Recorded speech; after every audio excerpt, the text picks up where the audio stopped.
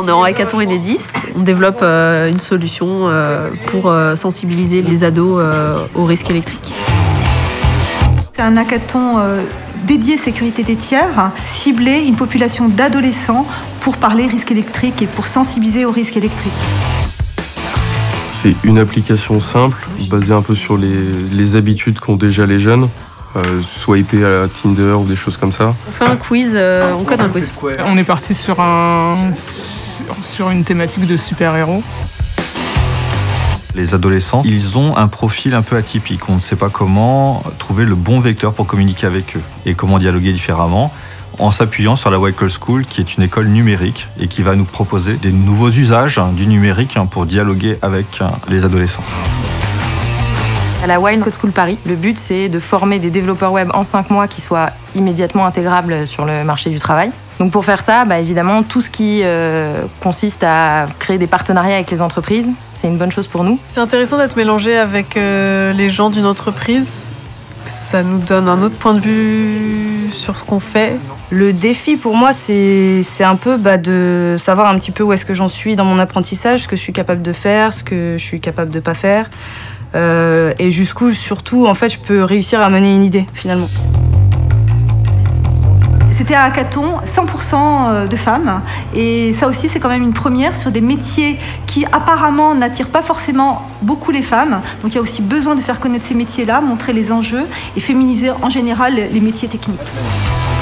Chaque équipe est constituée de 3 personnes, 2 développeuses, plus une personne de chez Enedis qui aura une culture d'entreprise et qui va accompagner les développeuses. Et quand la personne va évoluer dans son jeu, elle gagnera des points sur les actions qui ont été réalisées, qu'elle pourra partager en fin de niveau sur Twitter, Facebook ou Snapchat. L'idée, c'est de leur lancer une grande chasse au trésor.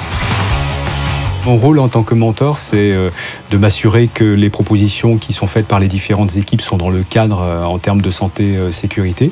Et puis d'autre part, d'appuyer, d'aider les équipes si elles ont des questions relatives à la santé-sécurité. On se prépare pour le pitch. Un tout petit peu de trac, mais ça va bien se passer. C'est parti. On commence par Jeanne Lafoisse. Jeanne, c'est une lycéenne comme les autres. Enfin, elle a plus de problèmes parce qu'elle a la poisse.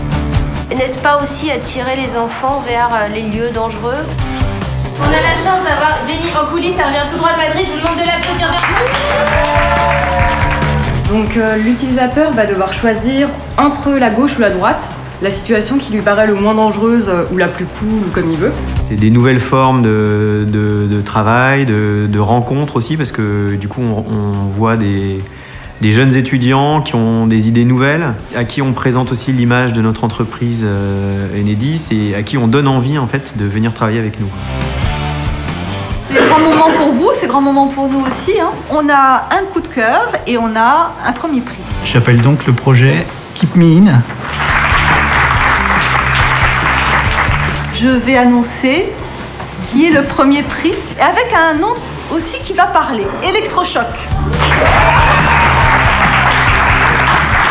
Le coup de cœur, c'est vrai que c'est un projet qui est innovant dans le sens où il utilise des ressorts qui vont bien fonctionner chez les ados, c'est-à-dire le classement un peu au style Candy Crush. Puis sur le premier prix, Electrochoc, ils ont vraiment fait un travail extrêmement abouti avec bien sûr YouTube, utiliser le biais des youtubeurs par lesquels on peut effectivement toucher cette population en faisant passer les bons messages mais à leur manière.